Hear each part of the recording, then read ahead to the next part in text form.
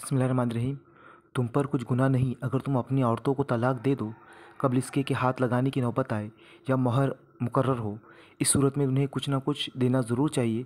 खुशहाल आदमी अपनी अपनी कुदरत के मुताबिक और गरीब आदमी अपनी ताकत के मुताबिक मारूफ तरीके से दे। यह हक़ है नेक आदमियों पर।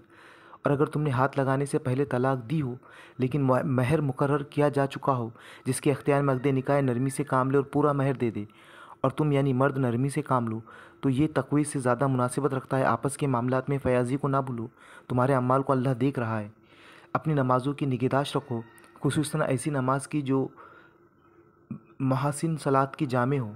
अल्लाह के आगे इस तरह खड़े रहो जैसे फर्माबरदार ग़ुलाम खड़े होते हैं। बदअमनी की हालत में हो तो ख्वाह पैदल हो ख्वाह सवार, जिस तरह मुमकिन हो नमाज़ पढ़ो।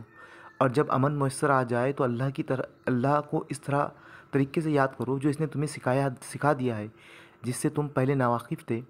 तुम में से जो लोग वफ़ात पाए और पीछे बीवियाँ छोड़ रहे हो, तो इनके चाहिए कि अपनी बीवियों के हक़ में ये वसीयत कर जाए कि 1 साल तक इनके नान नुफ़क़ा दिया जाए और घर से ना निकाली जाए। फिर अगर वो खुद